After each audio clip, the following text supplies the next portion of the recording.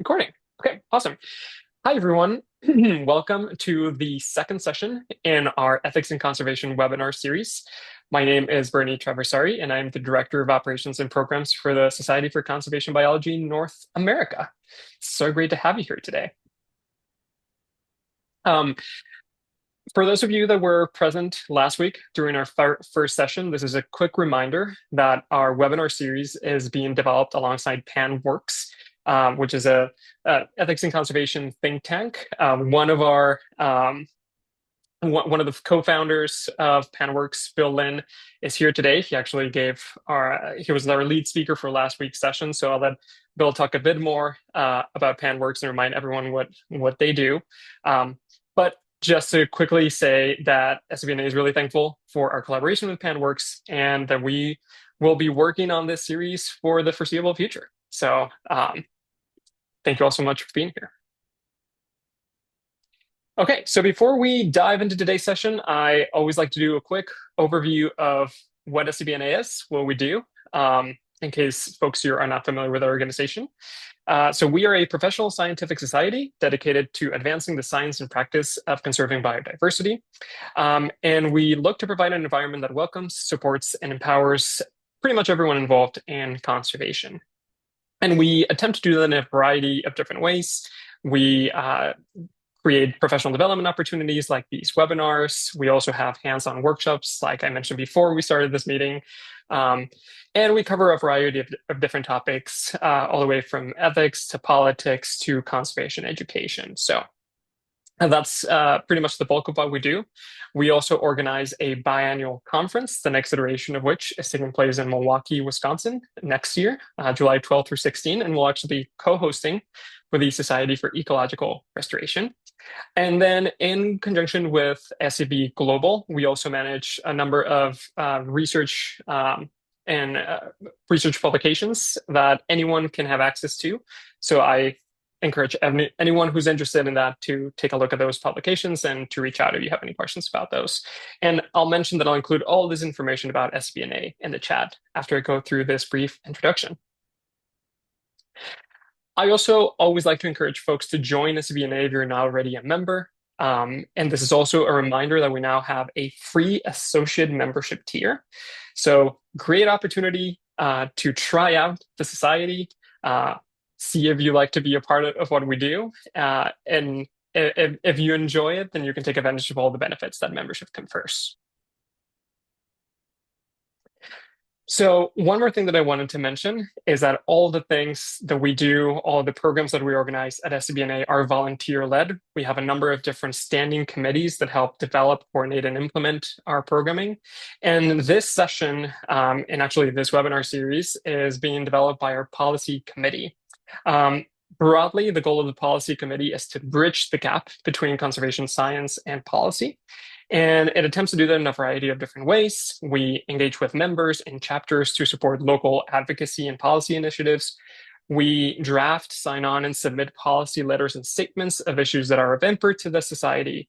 And we also develop professional development resources like today's series. So if you're interested in learning more about the policy committee, I'll also put a link in the chat. You can go to that link and see all the different activities that we're currently engaged in. And I would be remiss if I didn't mention that the policy committee, like all of our committees, is led by an amazing group of individuals, including our chair and vice president of policy, Lauren Janitis. If you're interested in being a part of the committee, we are also always on the lookout for new members. So if you enjoy policy, enjoy talking about advocacy, or want to participate in developing programs like today's webinar series or webinar session, then please send an email to the address on the screen. Let us know that you're interested, and we'll be happy to have you. Okay, so before we dive into today's session, I wanted to go through a couple of quick housekeeping items. This should be familiar to folks who were in attendance during last week's session. First thing I wanted to mention is that if you would like to have closed captions for today's presentation, I encourage you to turn them on your end. Unfortunately, even if we turn them on our end as we're recording, those won't show up on the recording. Not sure why that's the case, so I always encourage folks to turn this on your end of the presentation. In addition, I wanted to mention that the chat function is going to be limited for communication only to today's hosts and co-hosts. This is to facilitate the Q&A portion of the session and also to avoid side conversations as we're going through our presentation. In addition to that, I always like to mention that folks are welcome to have their video on or off throughout the entirety of the session. We don't have a preference, whatever makes you feel comfortable, that's the way to go. And then lastly, the reactions button is also available for folks, primarily to ask questions throughout the session. And we'll have this available as we get into the Q&A for today. Okay, so to talk about this webinar series broadly and to have a quick recap of last week's session and introduce our presenter for today, I'll actually pass it along to Bill Lynn, funder of PanWorks. Well, hello, everyone. It's a delight to be here, and I'm very glad to see many of you who are coming back for this second round. I won't take very much time. Just want to say PanWorks is a think tank dedicated to the well-being of people, animals, and nature. We focus on animals. We're very involved in conservation work. We infuse ethics into both science and policy in order to do this. And if you'd like to know more about PanWorks, please visit us at our website, panworks.io. Other than that, I just want to introduce our speaker and then take a few moments to briefly connect up our presentation from last week with our presentation from this week because they're joined at the hip. Our speaker today is Rebecca Niemiec. She's co-director of the Human Animals Policy Center, as well as associate professor of human dimensions of wildlife at Colorado State University. She has a fascinating presentation on messaging and wildlife protection ballot initiatives, a version of which I've heard before, so I know that I can say it's fascinating, but it really exemplifies what we were trying to get at with last week's presentation. Last week, we talked about the distinction, and it is a distinction, it's not a dichotomy, a distinction between descriptive ethics and normative ethics. Descriptive ethics being primarily an empirical investigation of the norms, the values, the sensibilities that drive conflicts over wildlife, drive conflicts in conservation, and quite frankly, drive public policy in general. And then there's normative ethics, which is more prescriptive. It's more thinking about statements about how we ought to live. The two inform one another. If you're going to understand policy issues, you have to understand the descriptive ethics side of things because those are driving those policy issues. But if you're going to solve those policy issues, you've also got to address the normative ethics sides of matter. And here today, Dr. Rebecca Niemiec is going to talk to us about the descriptive side with its implications for the normative side, exemplifying what was an intellectual discussion last week with a very concrete case study this week. With that, Dr. Niemiec, I'll pass it on to you. Fabulous. Thank you so much, Bill, for that kind introduction and for really connecting what I'll be talking about today to your amazing work and the discussions last week. And so I'm so excited to share with you all. I'm going to share my screen again. Let's see. Yeah, so as Bill said, thank you all so much for having me here today. I direct a center. We've been around for a couple years. It's called the Animal Human Policy Center, and we conduct research on the social science related to a variety of animal protection issues. So really doing that descriptive work that Bill was talking about and trying to understand essentially what are public values towards animal protection issues. We focus a lot on wildlife, but also look at actually some farmed animal, companion animal issues as well, and trying to understand, how can public values affect public policy and how are those reflected in public policy. And so as Bill mentioned today, I'm going to dive into some very specific case studies of ballot initiatives and carnivore protection and public values and voting related to these issues.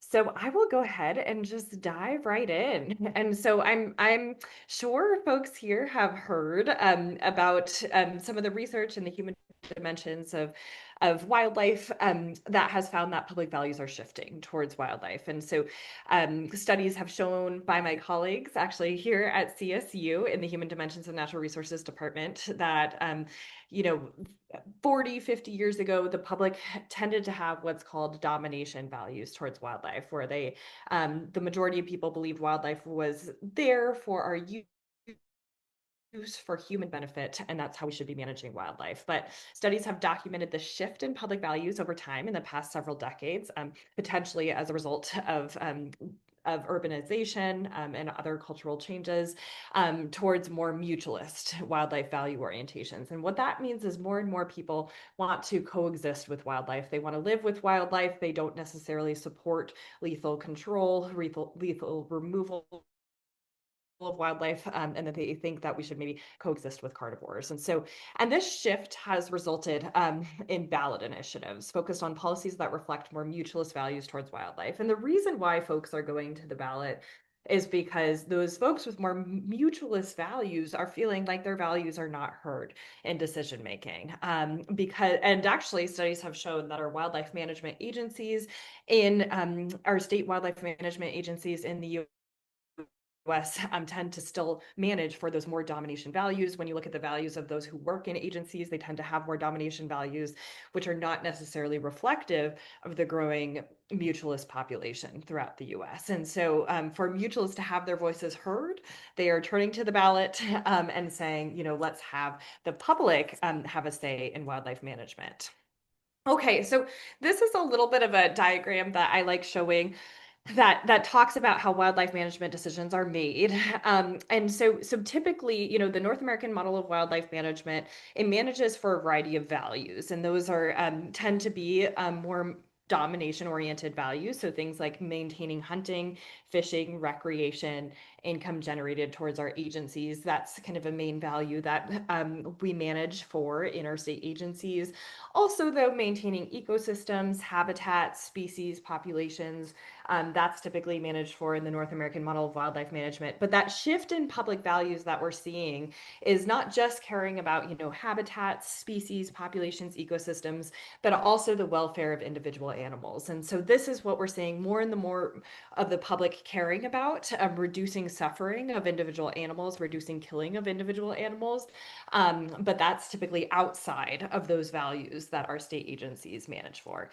So those are the sorts of values that we're seeing being heard through ballot initiatives. So when I talk about ballot initiatives, here's an example of all of the different ballot initiatives we're starting to see as mutualists want a greater say in wildlife management. And one thing to note here is that there are some ballot initiatives on the other side. So there's a backlash often within hunting communities where they're saying, no, we want to preserve more traditional ways of managing wildlife management. We want to preserve certain hunting rights. So we do see some pro-hunting related, pro-domination value related initiatives as well. But for example, going all the way back to the 90s, there were ballot initiatives in California, in Arizona, all around, banning certain types of hunting, certain types of trapping, especially around carnivores. And so black bears and also cougar hunting with dogs. And then going up to the 2000s, we start to see some attempted ballot initiatives, even in Alaska, places like North Dakota, Montana. Once again, a lot around trapping and hunting and reducing trapping and hunting around carnivores. Now we've had some of our own. I'm in Colorado, and recently we've had some of our own mutualist-oriented ballot initiatives that have happened that I think have made at least this one has made international news. And so and this was kind of a unique initiative because it was the first time that actually a species was reintroduced via ballot initiative. So this was in 2020, Proposition 114, which was a ballot initiative here in Colorado to reintroduce wolves into the state because we don't have a resident population of wolves, or didn't at that time. And so those with more mutualist value orientations who wanted to see carnivores on the landscape They brought this to the ballot after decades of trying to reintroduce wolves via Colorado Parks and Wildlife, not having any success of that, and knowing that the Colorado population had kind of a majority with mutualist values. They put this on the ballot, and it did end up passing only by a wee bit. And we've done a bunch of polling and studies to try to understand that I could always talk about in the Q&A. But that was an example of another ballot initiative. And then the one that I'm really going to dive in today was recently.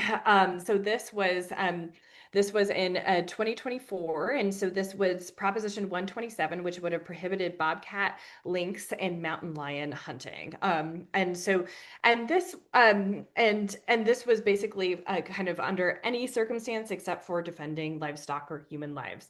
And surprisingly, I think something that surprised a lot of us is that even though the wolf reintroduction ballot initiative did pass, this initiative didn't pass. And so you could see the final results of the vote here. Only 45% of voters voted for this. And that's compared to, 50.9% of voters voting for wolf reintroduction. So it didn't end up passing in the state. And so myself as a social scientist, one of my first questions was, why didn't this pass? And especially, when we look at some of the data in Colorado, we find that the majority of Coloradans do have more mutualist value orientations. It tends to be more of a blue state. And we found with wolf reintroduction that actually a vote for Biden was strongly correlated with wolf reintroduction. So there was kind of the political landscape to make something like this pass, but it didn't. And so one of the key questions that I had was, what is going on here? And in general, what is influencing public voting, public support for these wildlife protection and especially carnivore protection ballot initiatives that we're seeing? And are we seeing a change? So while there has been a growing body of mutualists, a growing number of mutualists, is that changing? Are people starting to change their views towards wildlife? And is that why Proposition 127 didn't pass? So my colleagues and I undertook a couple of different research studies that I'm going to report on today to answer these questions. And so the two research questions that we were particularly interested in addressing was, first, what arguments influence public support for wildlife protection ballot initiatives? And so basically, why is the public voting for or against, and especially against, wildlife protection ballot initiatives? What's influencing them? And how does message framing influence public support for wildlife protection ballot initiatives? And so is the public being influenced by certain types of messaging? And so even though they may have, say, mutualist values or political affiliations that align with wildlife protection ballot initiatives, is there certain types of messaging that's getting them to vote against these or initiatives or not support them? So the first thing that we did was a study right after Proposition 127 failed in Colorado. And we decided to do some in-person voter interviews of over 300 Colorado residents to try to understand right after they voted, why they voted for or against that initiative, and what sort of arguments influenced their vote. And then the second thing we did was we did a message framing experiment with 2,000 nationally representative residents recruited through an online panel provider. And that was to really follow up on our first study to actually experimentally look at how different message framing might influence public perspectives on carnivore protection ballot initiatives. Okay, so the first study, I'll go into that first study first. So what we did is essentially within the month after the vote on Prop 127, my team and I went out into the field and did a whole very cold road trip all throughout Colorado in the winter to interview people in person. And we did in-person interviews for a variety of reasons. I think anyone on this call who has been involved in social science, public polling, knows that there's all sorts of challenges we deal with in terms of public polling data, trying to get people to share what they think honestly, trying to get a representative sample with reduced bias, trying to reduce response rate bias, social desirability bias. There's all of these challenges. And really what we thought was, if we can just get, an sample of people in person, that will reduce response bias, because if we just go and ask them in person, it's much easier to answer a couple of questions in person when you're already there, than it is to go in and decide to take a survey, or answer the phone. And so we thought that would give us kind of the truest representation of what people were thinking right then and there, right after they voted on this. And so basically we went to public locations all throughout Colorado, different areas, rural, urban areas, western slope that's more rural, where there's more carnivores that people are coexisting with, versus the Front Range here, which is more urban. So we went to all sorts of different locations. We'd stand out in front of grocery stores, post offices, all sorts of public locations. And then we would ask people if they could take just a couple minutes to talk to us about the recent election. Asked if they voted for 127, why they voted for or against it, what were their information sources. And so here's an example. Here's a comparison of our sample with voters. You can see we adjusted our sampling locations to make sure that our sample was fairly representative of the overall voting population. Okay, so what did we end up finding? So the most common reasons why people voted for 127 were generally aligned with kind of mutualist value orientations. And so people talked about how they're against sport, trophy hunting specifically. They were generally against hunting. They had positive attitudes towards animals, especially carnivores. General moral, emotional arguments like killing cats in these ways is immoral, cruel, horrible. Cats should have rights because they're native. So these are kind of the all-encompassing, kind of more mutualist value orientation related arguments. But then when we ask people why they voted against 127, something really interesting happened here, which is the reasons why people said they voted against 127 were actually not really related to the domination value orientation. They weren't really related to this idea of we should be managing animals for human benefit, or even really negative attitudes towards carnivores. We should be killing carnivores because they're dangerous, anything like that. Instead, the reasons why people were voting against Prop 127 were all related to the way decisions are made in wildlife management. And so it was more about process and governance than it was about attitudes towards carnivores. And specifically, we found that the three most common arguments were that we shouldn't be voting for a proposition like 127 because we should be leaving it to the experts. We have a wildlife management agency for a reason. We pay managers to make these decisions. These kinds of decisions should be left to the wildlife biologists and experts. Relatedly, people talked about how cats are already managed, our wildlife management agency is already managing, how many cats are killed. And then third, people talked about this concept of ballot box biology. And this is this concept that the public should not make wildlife management decisions via ballot initiatives. Because wildlife management decisions should be science-based and the public does not know enough to make these decisions. And so this concept of ballot box biology, we shouldn't be doing biology, making biological decisions via ballot box, that came up a ton. And then related to that was this general trust in Colorado parks and wildlife. So you can see these are all around governance decision-making rather than attitudes towards cats specifically, or even benefits for people. Okay, so that really, led us to this next experiment, this next question that we had, which was just that, okay, so people said that they were voting against this initiative because of this idea of ballot box biology, trust the experts. And so that led us to this question is that really what was influencing decision making? And so it's one thing to ask people what influenced them, and then to get their response. But we all know, kind of as social scientists, that doesn't necessarily tell us if that's actually what's influencing them. And to do that, we actually need to run some experimental studies. We need to show people different messaging and see if this messaging actually results experimentally in a reduction of support. So that's what we wanted to do through our second messaging experiment. But one thing, but before I go into the details of that, I do want to talk a little bit more about this ballot box biology argument. And so ballot box biology, it was brought up by all the interviewees, and interviewees also talked about how they were most likely to get their information about the ballot initiative from news sources, from radio, podcast, social media, that sort of thing. And what was all over radio and podcasts and social media, ballot box biology arguments were. And so if people are familiar with Joe Rogan, ballot box biology arguments actually were being promoted by Joe Rogan himself, a variety of other podcasters, Lauren Boebert, a variety of other politicians. And here's some of the phrasing that was used to describe this ballot box biology idea. And so leave, management and the state's wildlife in the hands of trained professionals.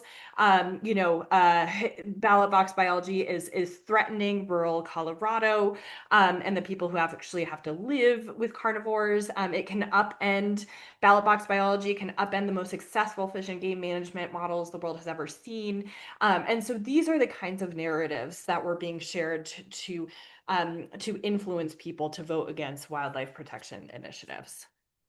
Okay, so now why might these narratives be so effective? And I was thinking about this as a social scientist. I was like, why are people really latching on to this? And why is it, potentially influencing people's decision making? And this is where I started thinking, myself as a social scientist, started thinking about, okay, what theories do I know about human behavior that might explain why this messaging is so effective? And after racking my brain for a bit, talking with colleagues, I thought about what's called moral foundations theory. And it's a type of message framing theory. And moral foundations theory basically talks about how people have different, specifically conservatives versus liberals.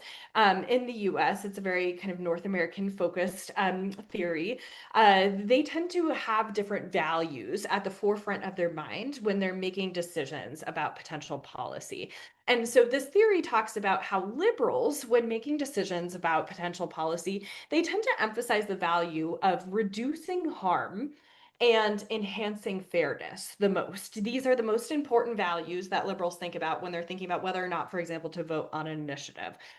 Or vote for an initiative.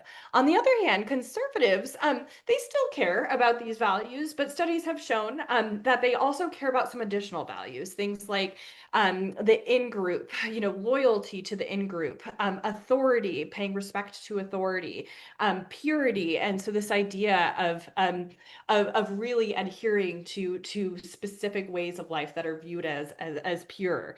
And so this is so conservatives tend to emphasize these other values. And so when I was thinking about moral foundation theory, I looked at the ballot box biology messaging again, and I said, you know what? Actually, this messaging really appeals to liberal values. And what it does is it appeals to liberal values of harm and fairness. And if we go back to some of this messaging that we see here, it's talking about how, hey, ballot box biology, these ballot initiatives to protect carnivores, they are harming rural Colorado. So that is a framing to liberal values right there of harm. And ballot box biology is unfair. It is basically one of the messages that's common among it is it's talking about how it's allowing the majority that doesn't have to live with carnivores to impose their values on the minority who does have to live with carnivores, and how that is deeply unfair. And so right there, we have two of the strongest moral foundations that liberals use for making decision making that's being appealed to through this messaging. The other thing that it does that might be particularly effective is it appeals to liberal trust in scientific experts. And so there's been a variety of studies that I'm sure many folks are aware of, that have shown that liberals tend to have higher trust in institutions and scientists, in experts, in agencies. And so what this ballot box biology messaging was doing is it was basically saying, trust our institutions. It was exactly appealing to that liberal value by saying trust the institutions, trust the scientists. And so this may be why it was so effective in a liberal state like Colorado, where people tend to vote on party lines. And in the past, past, we found that, liberals were voting for carnivore protection initiatives, but then, they got this ballot box biology messaging, which specifically appealed to liberal values, which then reduced liberals' support and Coloradan support in general for carnivore protection ballot initiatives. So that was part of my hypothesis going into this research, that basically the opposition, those with domination values, they crafted this messaging specifically to appeal to the more liberal population here in Colorado and appealed to their values quite effectively. Okay, and then one thing that I will mention is there has been research that has shown that this sort of message framing, so reframing messages to appeal to these different moral foundations, can actually change people's levels of support for environmental causes. And so this was a study actually by one of my PhD advisors way back in the day.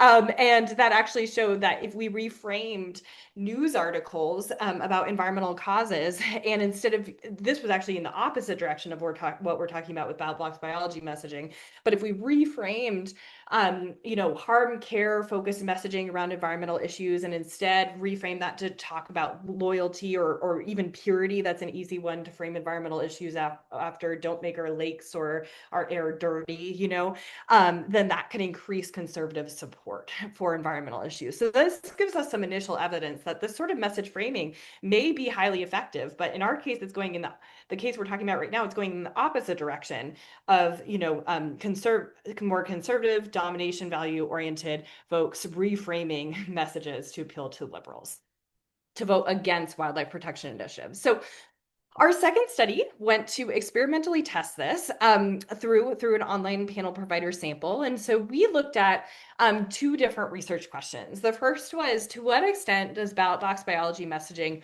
reduce support for carnivore protection ballot initiatives? And then does pro-carnivore ballot initiative messaging that appeals to liberal moral foundations of fairness and trust in experts increase support for ballot initiatives? So our second question there was, okay, so if ballot box biology is so effective at appealing to liberal values, can we craft messages that appeal to liberal values that do support carnivore protection initiatives? And are those effective at then enhancing support for carnivore protection initiatives?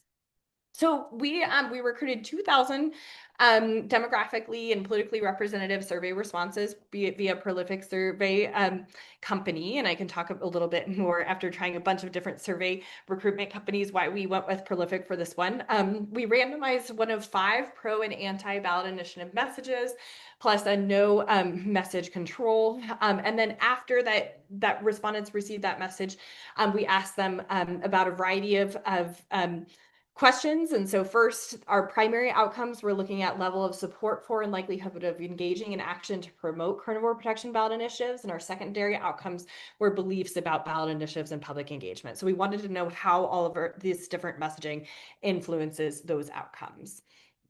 So we tested, these were the 4 different, we tested one, anti-carnivore protection ballot initiative messaging, and that was the ballot box biology messaging. And we basically took directly from all of the different news articles on it. And then we tested 4 pro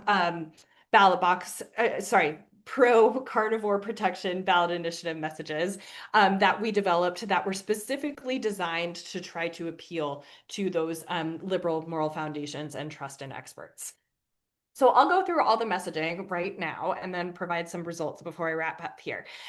So I'll just mention really quickly, before we provided any of this additional messages about ballot initiatives, we did provide all participants with information on how carnivores are currently managed, what they're allowed, what hunting is allowed, how folks currently hunt carnivores. So people were educated kind of on the issues before given messaging.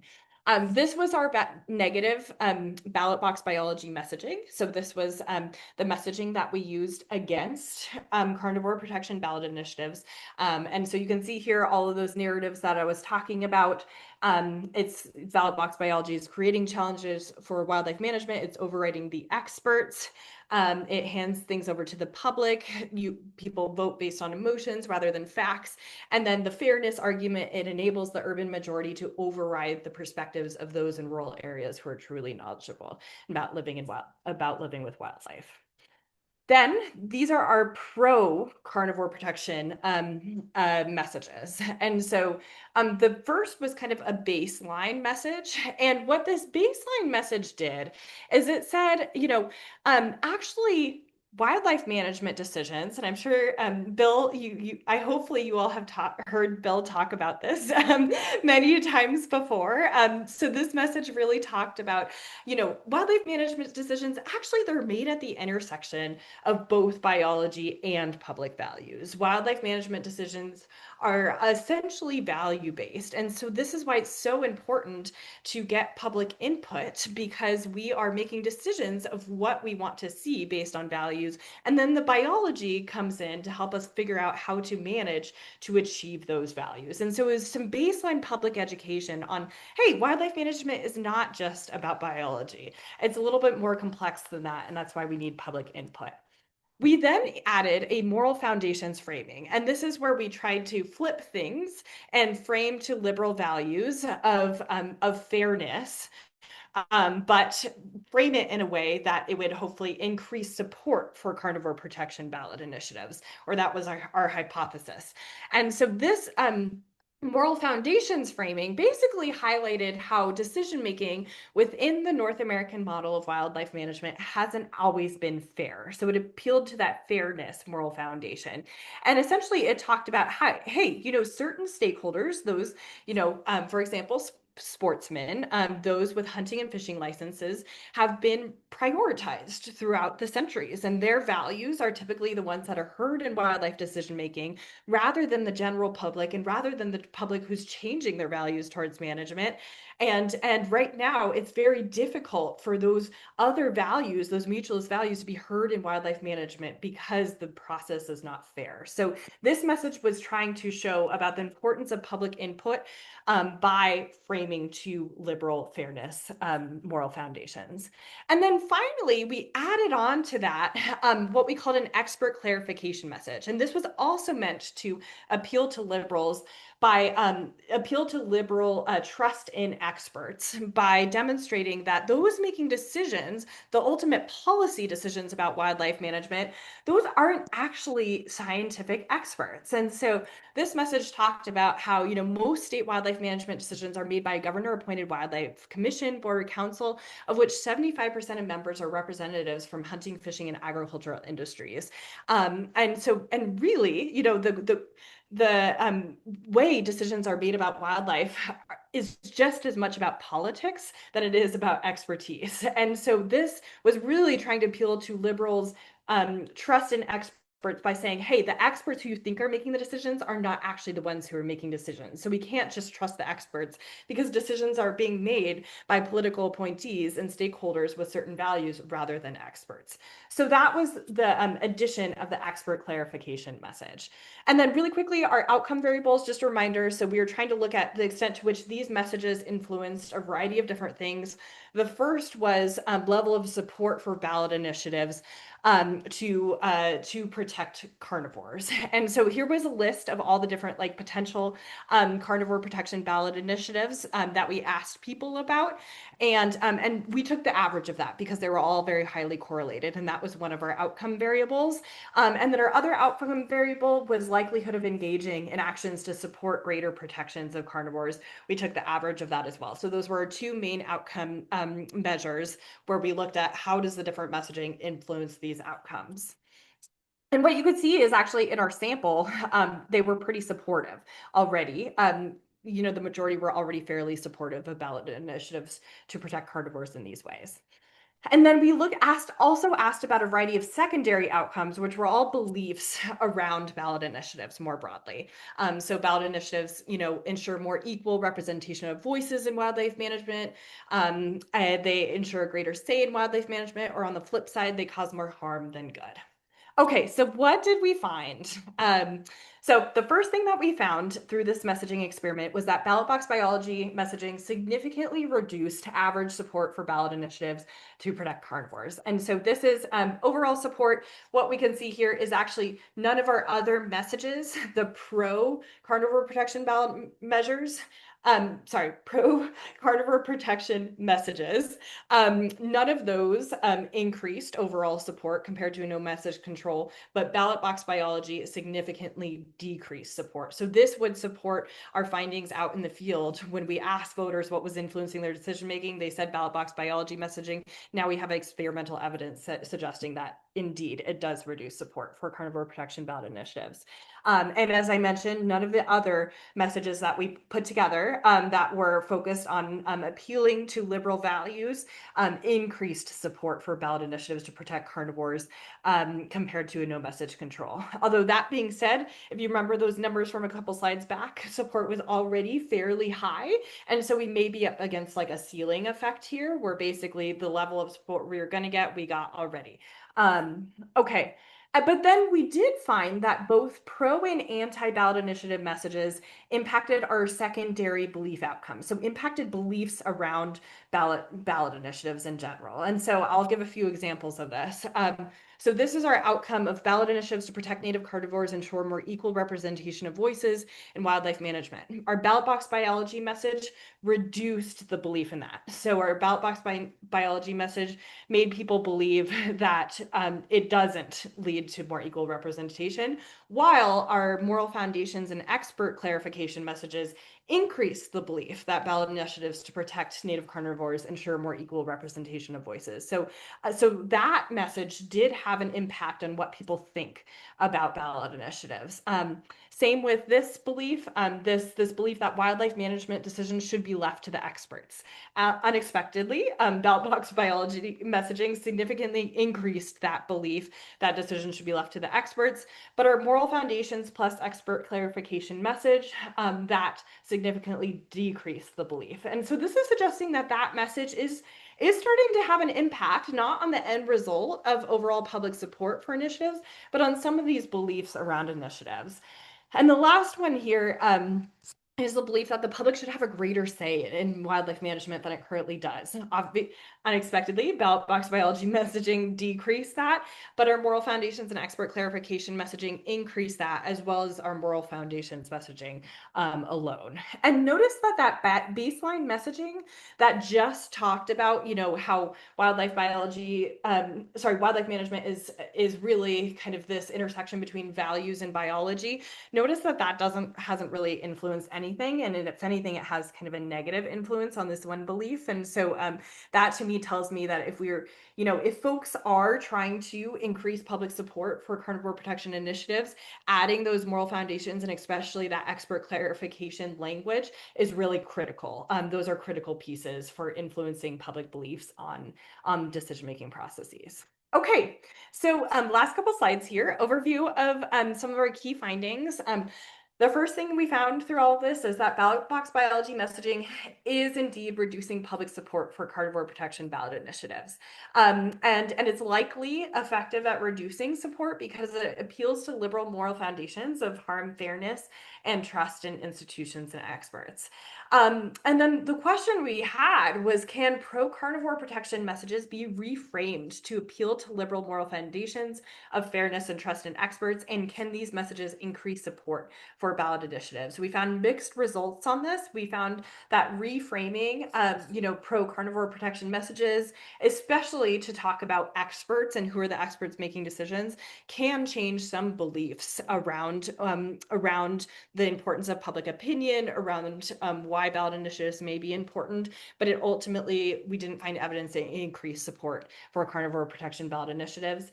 But if anything, if we're going to take anything from those pro-carnivore messages we crafted, that focus on expert clarification seemed to be particularly effective. And so really clarifying that the experts, the people who are ultimately making the decision of how we manage wildlife, how many carnivores we kill, for example, those are not the biologists, those are political appointees. Okay, so what next? So I think some key takeaways from all of this is just that, the success of future pro-carnivore protection ballot initiatives is really going to depend on the extent to which folks working on those can combat ballot box biology narratives. I think, without some public education and significant messaging around this ballot box biology narrative, I think more and more people will be convinced to vote against carnivore protection or other wildlife protection initiatives.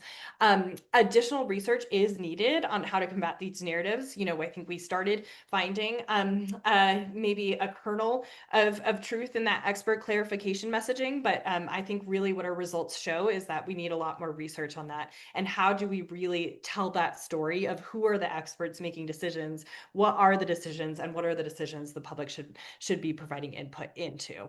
And what are the things that should be left to those biologists? And then finally, we just need some public education on the role of values versus biological science in decision making, what values are currently considered, and why it's important to consider those additional values, as Bill was talking about at the beginning of this and in the introduction. One of the things I found really interesting about doing this work when I was out in the field interviewing voters around 127 after the vote, some of the youngest voters who were also wildlife biology majors at CSU, where I work, those were the people who were most opposed to Prop 127. They're most opposed to ballot initiatives. And to me, that was telling me they're getting an education around wildlife management that is convincing them that the public should not have a say. And these are the folks who are being educated. They're going to school for this, and they were the most adamant against 127. So that tells me, even in our universities, that's really a place where we need to start combating this false narrative of ballot box biology. Okay, so maybe I'll end there. And sorry, I only left 10 minutes for questions, but I will take any questions. Becky, just as a reminder, we do go until 3:30 Central if you have time. So there's a bit more time for questions if that Okay. works for you. Yeah. Cool. Okay. Uh, Emma, Pamela. I think Emma, you were first. I think so. Yeah. Sorry, the sun is coming through my window, so I look a little weird. But thanks so much for this presentation. It was really, really interesting. I am also in Colorado, so very familiar with the examples you provided. Um, and hopefully I can make this question clear, but I was thinking about the presentation about ethics, last week? I think I watched the recording yesterday.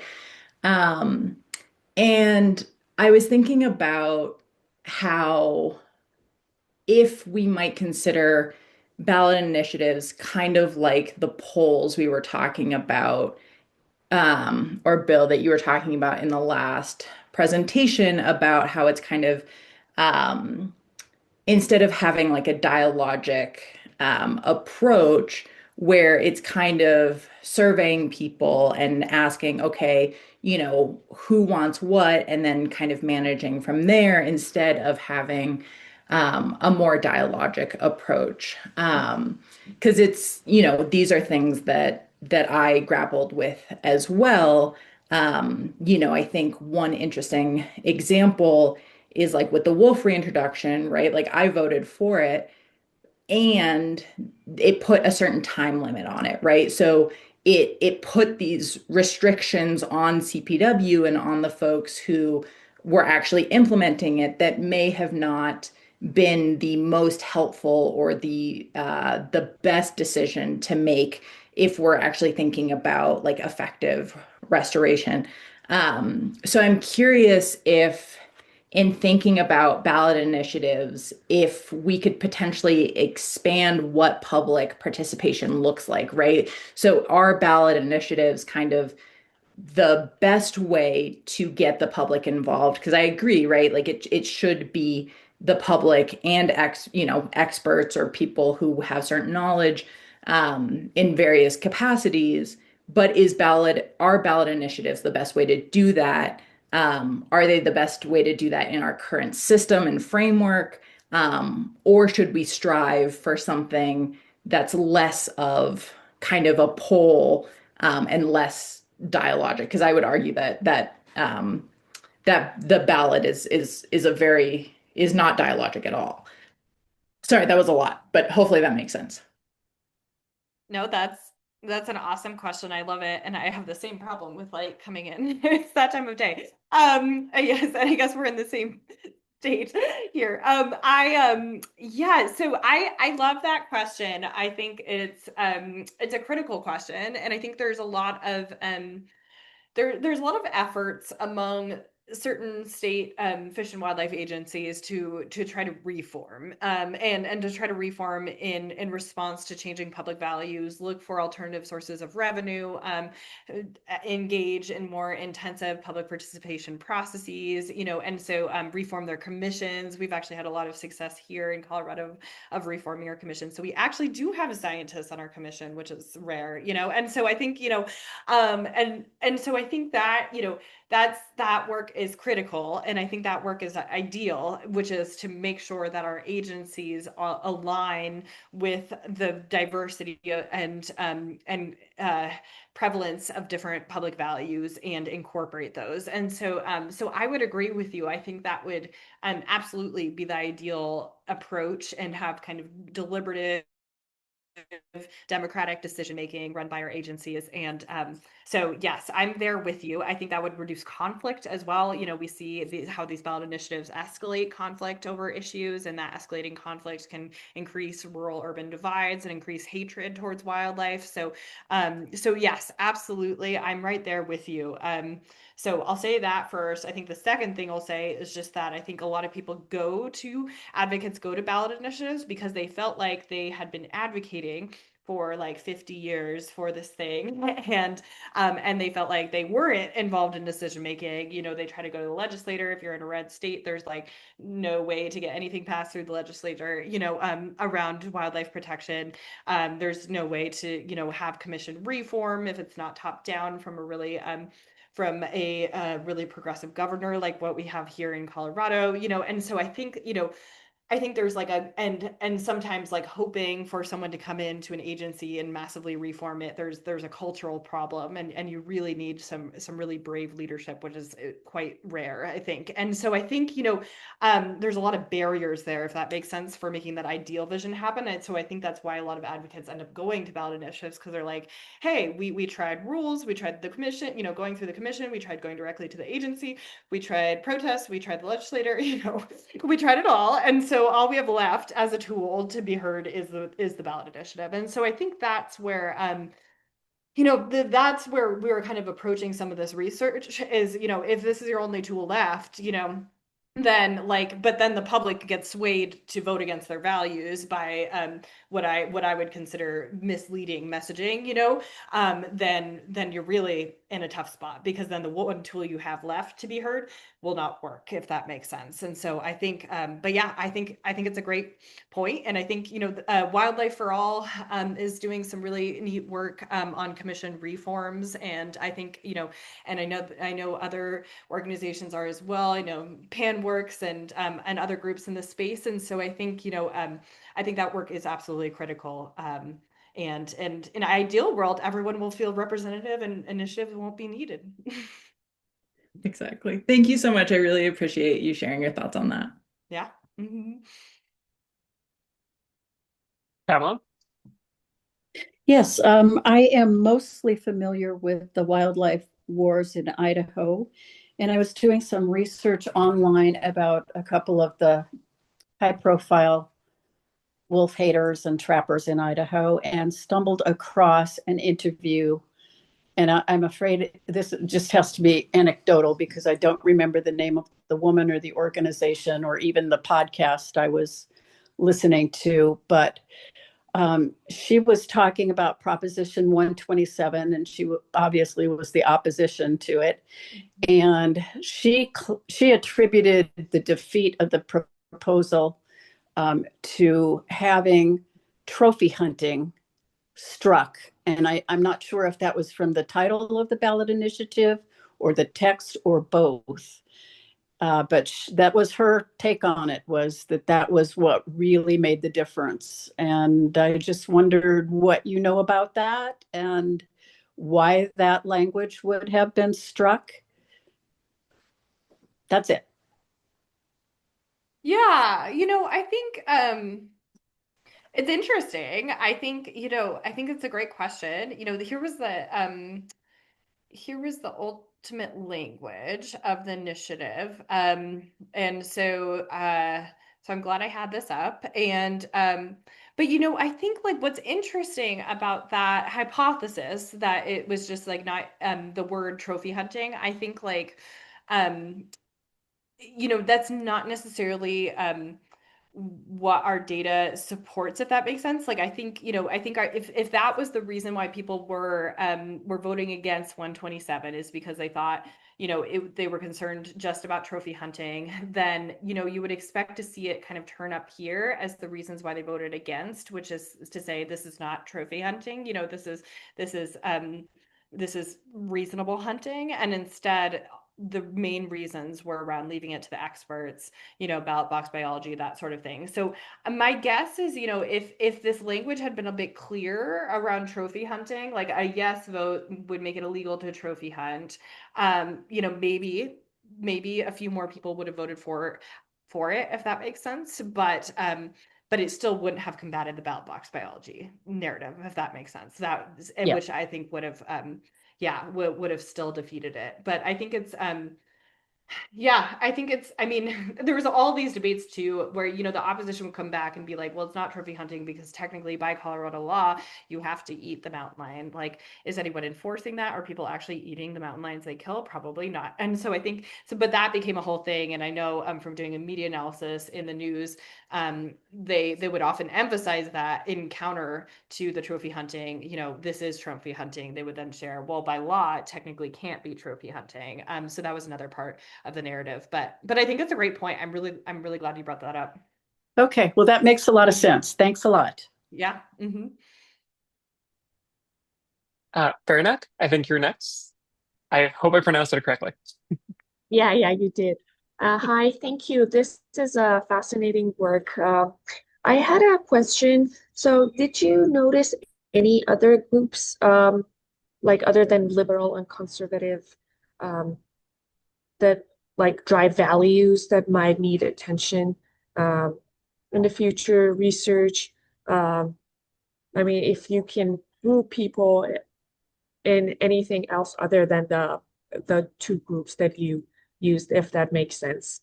And it was really Yeah. interesting. This work is really relevant to my PhD dissertation, so I'm really glad I joined. Thank you. Of course. Thank you. Yeah, it's a great question of what else drives people's voting and decision making. And we've done a lot of different studies and are looking at kind of the most common drivers. And often it will be, things like hunting. And I'm thinking across not just with 127, but across a wide range of studies we did on the vote for wolf reintroduction and general support of carnivore initiatives and all sorts of things. And, of what I would say is identity variables do tend to predict support, and so things like and demographics, often education, often rural urban areas where people live, often not just their own identity as a hunter or rancher or animal advocate or environmentalist, but whether they know people in their social network who fit within those identities. That tends to be a predictor as well.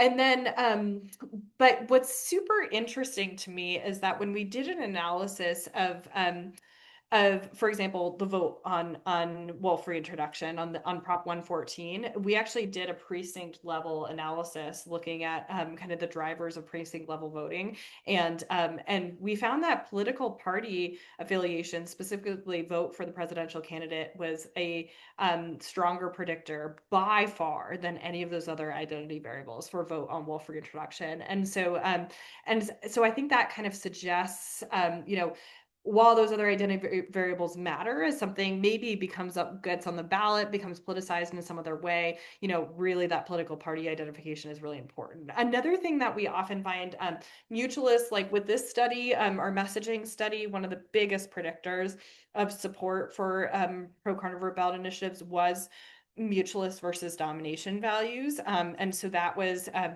really strong predictor. And then another thing we consistently find is perceptions of social norms. And often those perceptions of social norms are stronger predictors than any of the identity variables themselves. And so with the messaging study, we just asked basically like what percentage of Americans do you think would support carnivore protection ballot initiatives? And basically that was an extremely strong predictor as well.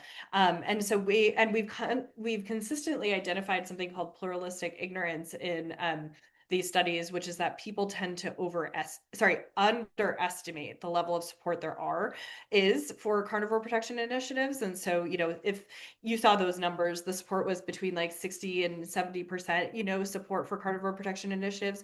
Typically, when we ask people, what do you think is the level of support? The average perceived level of support is below 50%. So people are underestimating level of support, and that can influence their own support as well. And so, so it's interesting that in today's world, really, it's this kind of perception of what others are doing and your own political party affiliation that seems to be overriding some of those other variables we might think might be most important. And I'm really getting sunny here. Sorry. I'm going to try to shift my computer. There we go.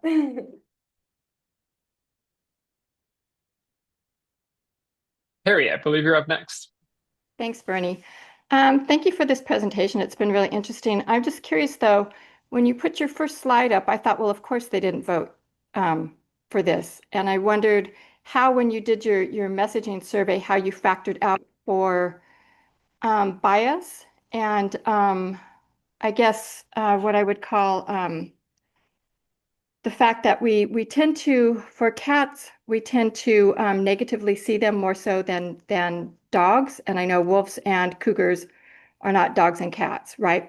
But for anyone who has a feline and tries to travel across the country and stay in a hotel, in a pet-friendly hotel, that pet-friendly soon becomes obvious that it's just for dogs. So did you look at that at all when you were doing this questioning? Because it seems like that's in the back of people's head. That it's just very simple whether they relate to cats or dogs, and how that would maybe cross the boundary into wolves and the bigger cats.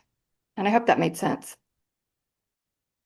Yeah, yeah. I mean, I think well, a couple thoughts in response to this. I think you know, we would expect if people didn't vote for this because they didn't care about cats, they didn't like cats, then it would come up in their responses, right? And so you would think they would basically say something like, yeah, I'm not really involved in this issue. I don't really care about it. I don't really care about cats. I don't know much about cats, or I'm scared of cats, any sort of thing indicating a negative attitude towards cats. And those did come up, but it was much, much, much less common than these are the top 5 arguments that came up. And so I think, I think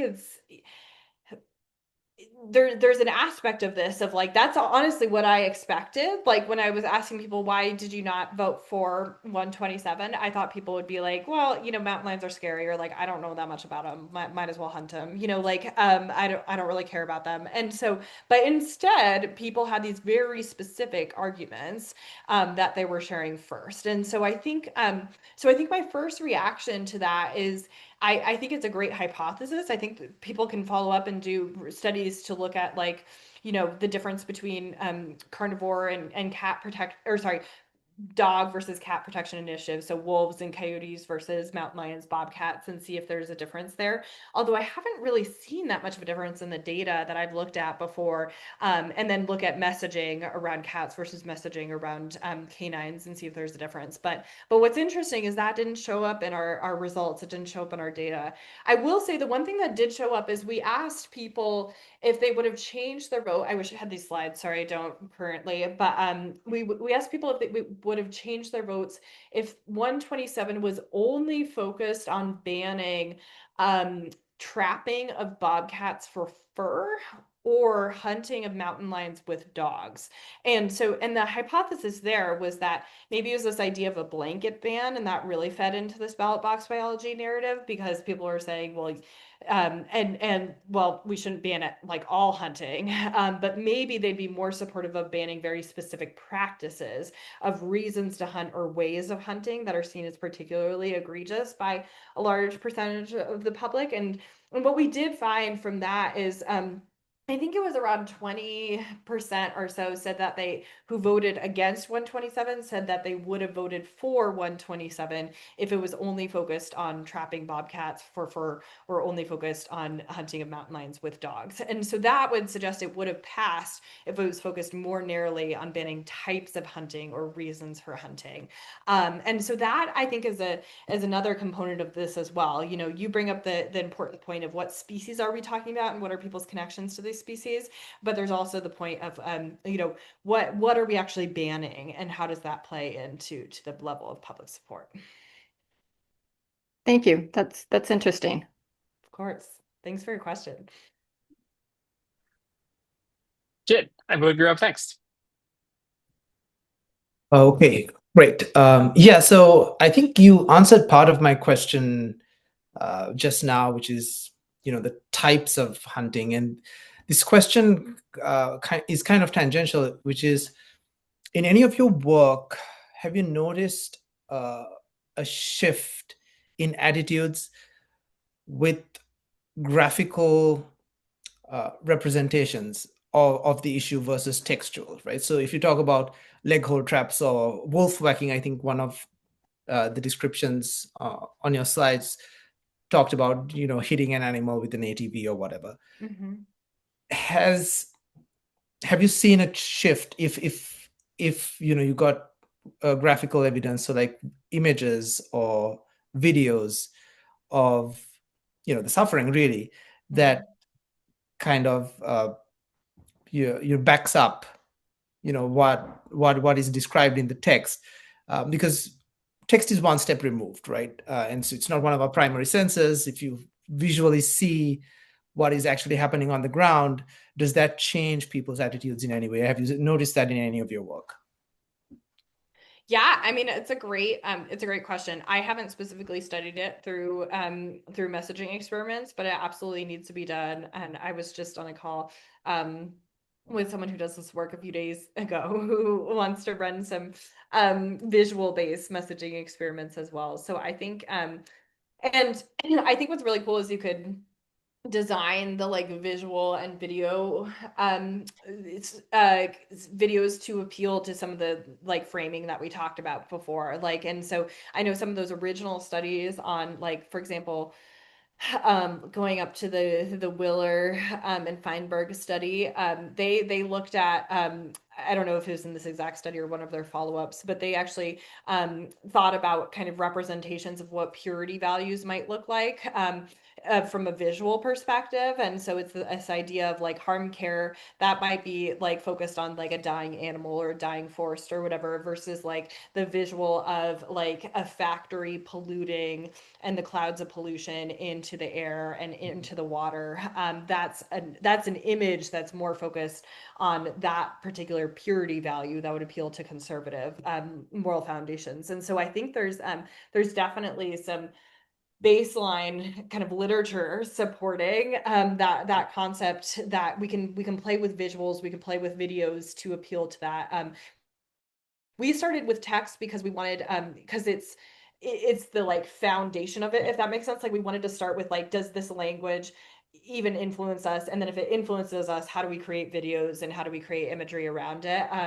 But you're right, like maybe the language is just not engaging enough to people, and so maybe we should have to start with visuals first and then go from there. But yeah, but I think, and also I think we started with text because the ballot box biology messaging, that was all kind of like text, that was all text based, right? And so I think and and often they will show like a scary mountain lion in the background or something, but Right. but the main argument was all around the narrative rather than the visual. But I think there's a lot of work to be done in that space, so it's an excellent question.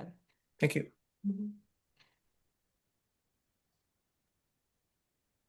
Thank you all for your questions, and Becky for answering all of them. Absolutely, such wonderful questions. Thanks for being such a great engaged audience. Can I follow up with a question too?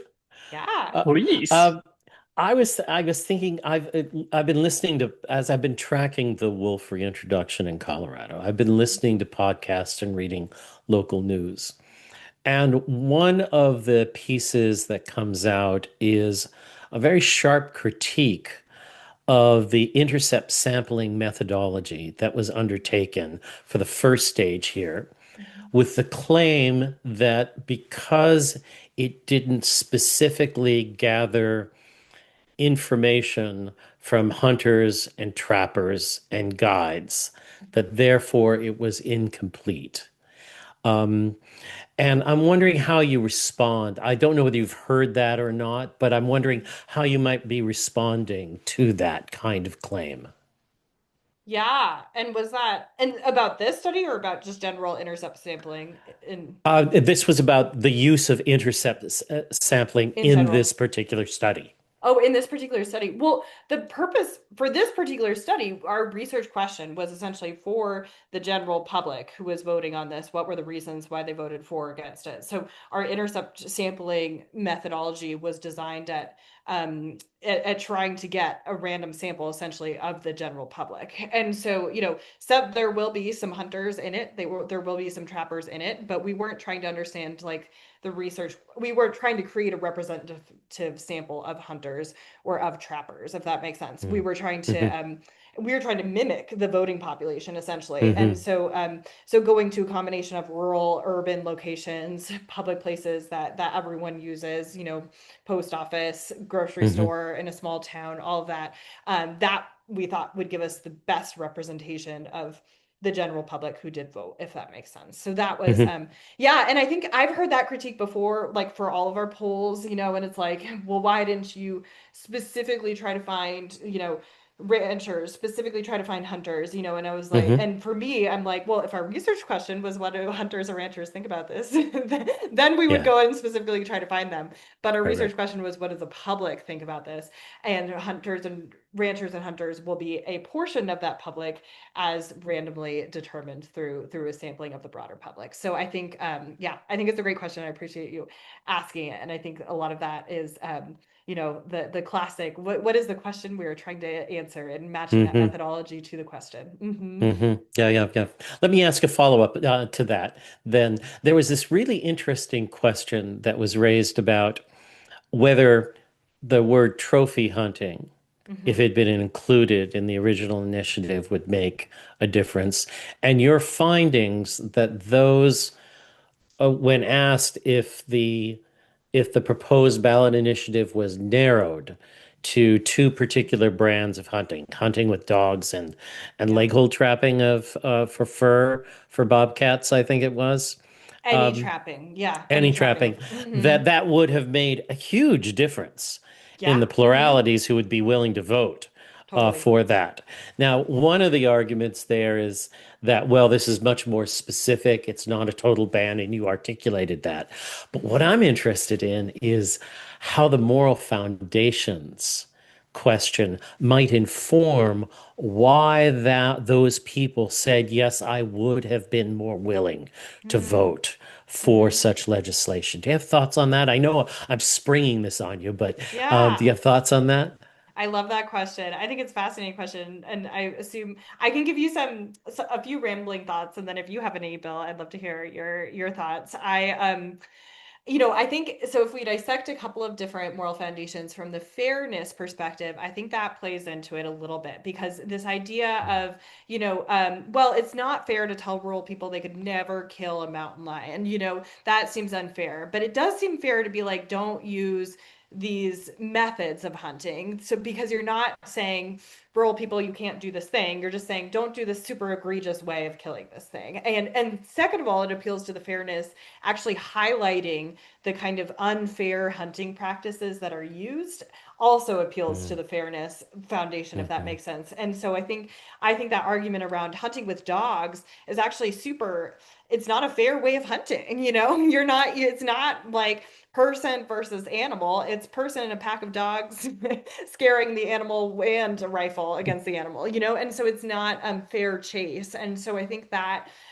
also appeals to that, if that makes sense. And so that's one component I have. And then I think the like trust in experts plays into this as well, because I think, it's easy to be like a blanket ban is not trusting the experts. Like there's got to be hunting for a reason. You know, this is the general public thinking in response to box biology messaging. I think they're like, well, our experts allow hunting, so hunting has to be allowed for a reason if the experts allow it, if that makes sense. And so I think it's easier to write off a blanket ban by being like, well, this is clearly completely going against what the experts are doing, if that makes sense, versus, you know, if you say, hey, no, this very specific method of killing, or killing for fur trade or killing for economic purposes, you know, is banned. Don't worry, the experts are still determining how many animals can be killed and all that kind of stuff. So I think it kind of it lessens that clash with experts as well too. So that would be my first two reactions to your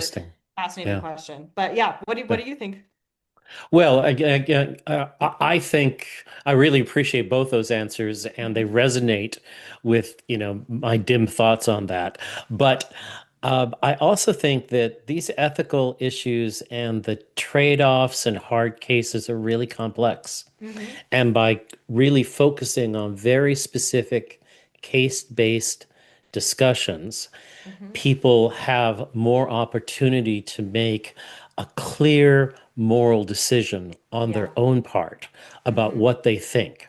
Whereas a very broad blanket ban has so many ethical issues involved that it's difficult to parse them out along the ways that you just articulated. Yeah. So, yeah. I like that framing, that it becomes the fact that it's a moral ethical question is clearer the narrower you get it. And so, yeah. I love that. Yeah. Yeah. Awesome. Thanks. Yeah, Appreciate it. absolutely. Harry, I know you raised your hand first for another question, and then Fred. Okay, thanks. I think what I'm going to say probably will dovetail with what Fred might be bringing up, but I live in a state that that recently is discussing whether to move wolves to Colorado. So I wonder what the fairness is for animals. How do we the moral fairness for animals? How do we determine that? Because in Washington State, where I live, our states have not been delisted. They're still listed as endangered. We have a 9% population decline and a 25% drop in breeding pairs. So while I applaud Colorado trying to reintroduce wolves, how is it fair? How do we make sure that it's fair for the wolves? I guess is what I'm trying to get to. And I don't know, Fred, if that's what you were going to bring up or not, but. No, but it's a good question. I love that question. It's a great one, and I spend a lot of time with Mark Beckoff, who I know advocates for that perspective a lot, and I think it's a really important perspective of the experiences of the individual wolves. And in Colorado, thus far, those experiences have not been great. And so a lot, our one of our first packs, we recaptured the entire pack, put them in captivity. A couple of them, one got illegally shot, several have gotten shot in Wyoming. And so, these are, they are being brought into a really difficult life here. And so, and I would say my personal opinion is that, bringing the wolves over from Canada, that made me feel a little bit more comfortable from an individual animal perspective, because those wolves were those wolves basically had a pretty high probability of being hunted in the Canadian hunting season for wolves. And so I think that should be a critical consideration in wildlife management decisions. If we're thinking about the individuals, what is the likelihood of them passing, of them dying versus living a successful life where they were before versus where they're being reintroduced? That's a value, and I think that's a value that's really important to consider in decision making. And that's not even getting into in Colorado, was a couple of the wolves that then formed the pack here that engaged in a variety of different depredations and then had to be recaptured. Those wolves actually had a history of depredation in Oregon, and so then we're bringing over wolves with a depredation history into Colorado, who then continue to depredate. And so then, and then they're set up for failure, those individuals, and so I think that is I think it's a great question, and I would hope to see that in future participatory decision-making processes of where is the wolf in the room in terms of what that individual wolf wants. And I think that is, I think that question is critical. And I think there are some situations in which maybe that wolf would want to come to Colorado if they're going to be killed anyway. But trying to focus in on those situations may help achieve more of a win-win in terms of achieving both biodiversity outcomes and individual animal outcomes. So I'm glad you brought it up. Thank you. If you're not doing anything tomorrow at 8:30, I have a commission meeting you could attend. Awesome. I just wanted to go in and say we have just a few minutes left, so maybe Fred, you could be our last question for today. Well, I was going to bring up the Washington Wolves also, Terry, that it's not available to have the discussion now, but it's going to be a wonderful case study for many reasons. But it really, the connection to the experts is really of question in that one. But I was also going to bring up that, besides like the case studies, Bill, to look at, the words themselves are so important. And especially in these ballot box questions. So, for example, in Proposition 127, the word regulated is, I found, casual observation is such a difference. If you had asked in 127 if a no vote would continue to allow the hunting of bobcats and mountain lions as it is currently allowed by law, I bet you would have got a swing of at least several points. And if he just said is allowed, is continued to be allowed, you would get. So the words become so critical. And, another kind of direction to go is to think about there's these words that are like red flags that have ties to moral understanding, whether that understanding is even kind of recognized, but they are. So regulated is this tie to trust the experts. What is fair chase is tied again primarily historically to the experts, but now because it's being promoted primarily to the North American model and hunters, it's being questioned, and the moral complexity gets more difficult. So it might be really a fun exercise to kind of think about what are these words that kind of are salient or hidden proxies for moral values, and to think about using those words carefully or having discussions around those words. But the Washington situation is, really critically important because, again, I'm hesitating even to say this online, but it gets even more complicated because of the fact that there's tribes in Washington, the Colville Federated Tribes, that currently, because of tribal rights, hunt wolves in Washington, and they kill about 20 animals a year. And so those animals could be removed and sent to Colorado. And because, like you said, Rebecca, in British Columbia, a lot of those wolves were going to be killed anyway. So again, your moral balance kind of changes. Yeah. And one last one, sorry, I'm rambling now, but I'm changing subjects again. Another one that really needs to understand the understanding is the phrase balance of nature, because often removing animals is considered like a balance of nature, which really doesn't exist to begin with. And so that's one where morality and understanding gets mixed and confused in the words. But Rebecca, great study. Thank you so much for presenting today. It was really, really valuable. Awesome. Thank you so much, Fred. I appreciate all those reflections.